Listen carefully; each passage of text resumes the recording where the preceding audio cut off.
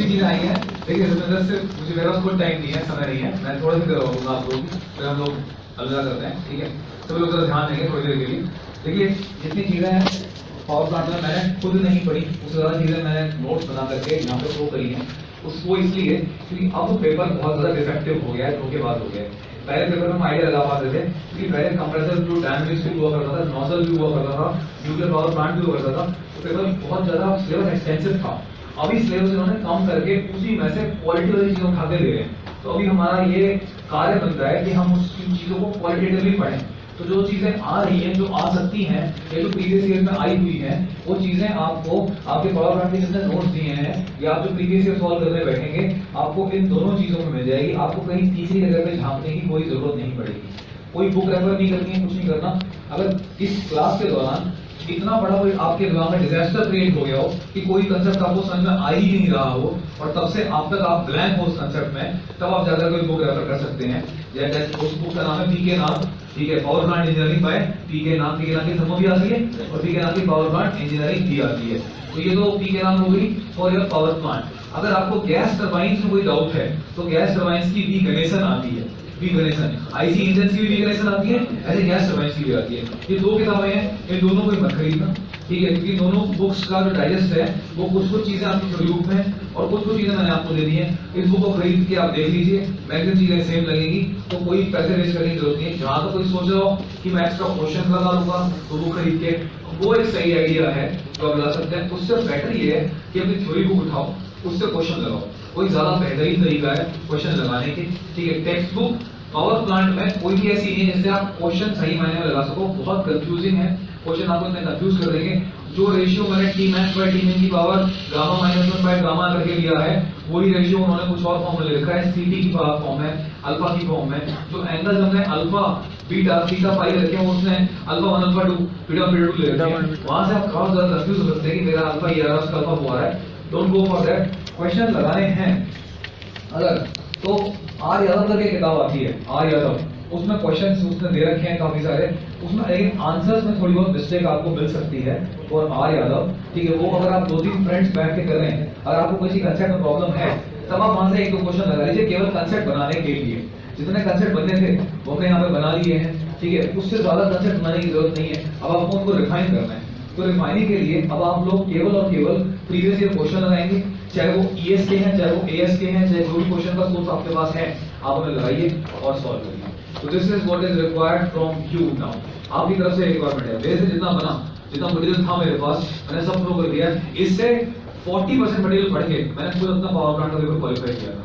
मैंने पेपर 1 केवल thermal, that is power plant और फ्लूइड मैकेनिक्स, दोनों के क्वालिफाई किया है, फर्स्ट वाला जिसे थर्मल वाला पेपर बोलते हैं। बाकी आरएसी और थर्मो और आईसी इंजन को मैंने बैक पे रखा था एज अ बैकअप सब्जेक्ट। इन दोनों के अटैकिंग सब्जेक्ट थे, इन दोनों से शुरुआत करूंगा। अगर फंसा इनमें तो फिर मैं आऊंगा आईसी इंजन में और फिर मैं आऊंगा आरएसी में। और मौका नहीं लगा आईसी इंजन को टच, आरएसी को टच भी करने का, केवल पावर प्लांट, फ्लूइड मैकेनिक्स और एक क्वेश्चन आईसी इंजन का करा और उतना ही अटेम्प्ट किया। 200 मार्क्स का पेपर आया था, 125 से 126 का इफेक्टिव अटेम्प्ट था पहली बार 2013 में, तो लगभग 121 से 122 नंबर आ गए थे। और अगली बार जब 2014 में फिर से दिया तो अटेम्प्ट और भी कम हो गया, जबकि अटेम्प्ट लोगों के बढ़ते हैं अगली बार।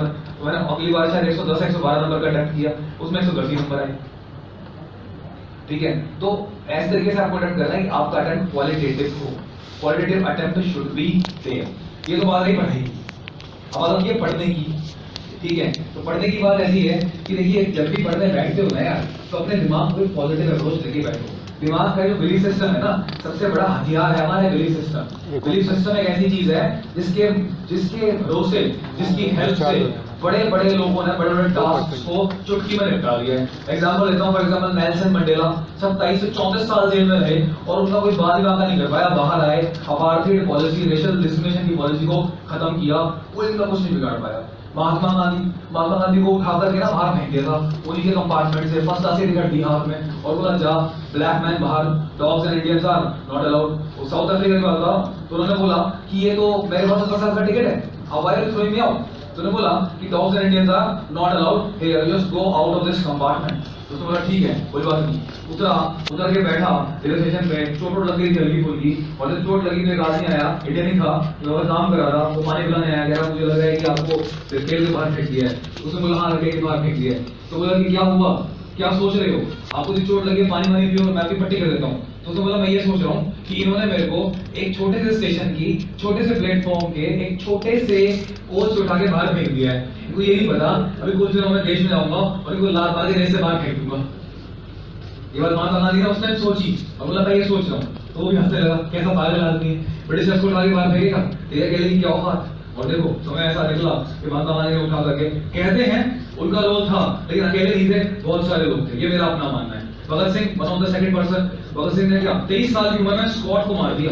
बहुत जिगरा चाहिए, एक ऐसी कंट्री जिसमें अंग्रेजों का राज हो, और एक ऐसी उम्र जिसमें ये नहीं पता पिस्टल की स्पेलिंग क्या होती है, जिसमें ये नहीं पता कितनी कारतूस आती है, कैसे लोड कैसे लॉक होती है। उस बंदे ने बीच सड़क में प्लान करके 2 दिन के दहाड़े स्कॉट को मार दिया, असेंबली में बम फोड़ दिया।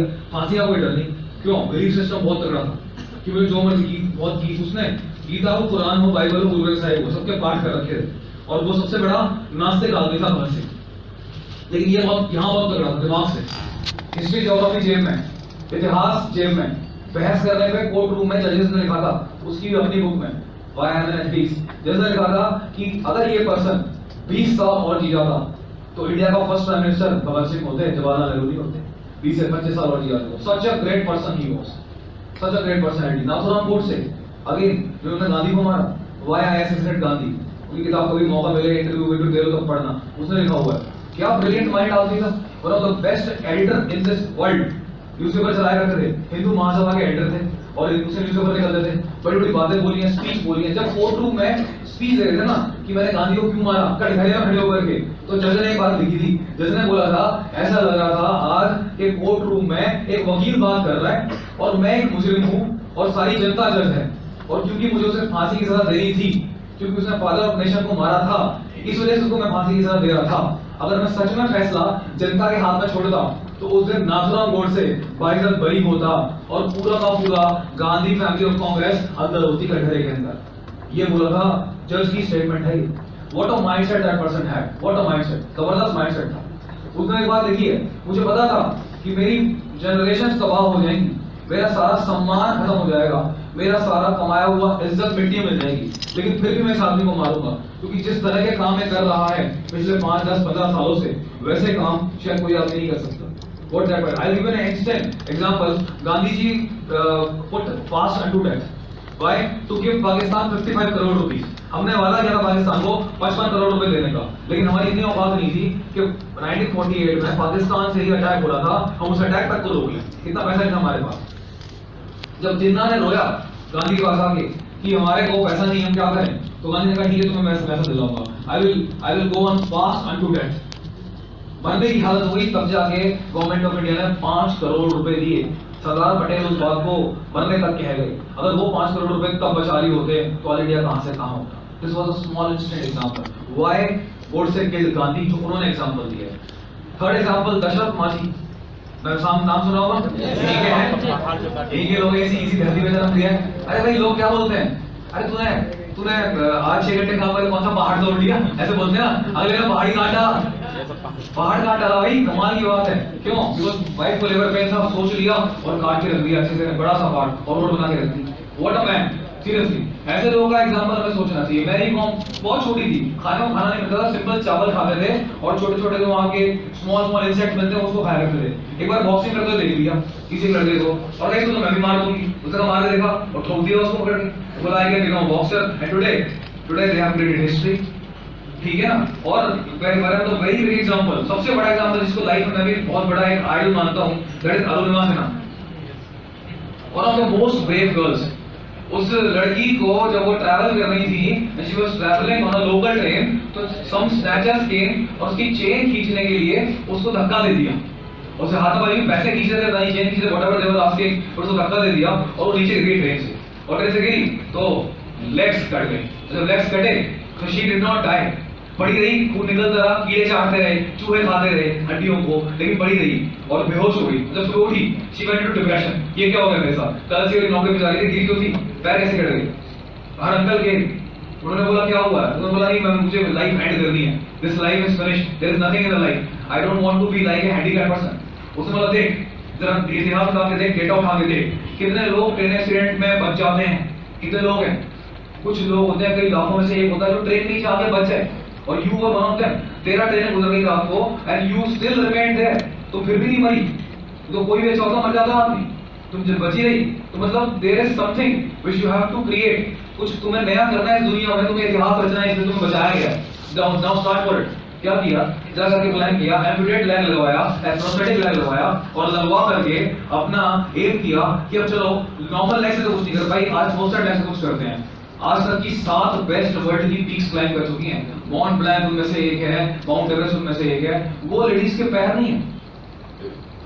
और हम लोग जिसका सब कुछ है सोचते रहते हैं यार मेरे पास ये नहीं है, मेरे पास वो नहीं है, मुझे ये नहीं मिल रहा, मुझे वो नहीं मिल रहा, मेरे पास ऐसा नहीं है, मेरे पास वैसा नहीं है। उन्होंने वो सब कर लिया। ये बिलीफ सिस्टम है ना, बहुत तगड़ी चीज होती है। जब हाथी बच्चा छोटा होता है उसको महावत ना चेन से बांध देता है, और चेन से बांध के ना उसको पेड़ से बांध देता है। वो बहुत कोशिश करता है खींचने की, वो खींचता है, लेकिन वो चेन टूटती है ना, पेड़ हिलता है, उसके पैर से शायद खून निकल आता है, लेकिन वो निकलना चाहता है। बचपन से लेके वो जब तक बड़ा होता है वो महावत उसको चेन से बांध के रखता है, लेकिन जैसे ही वो विशाल हाथी बन जाता है वो महावत उसकी चेन हटा के छोटी सी पतली सी जूट की रस्सी से बांध देता है, और कोई पेड़ वेड़ नहीं, एक बल्ली से बांध देता है। क्यों?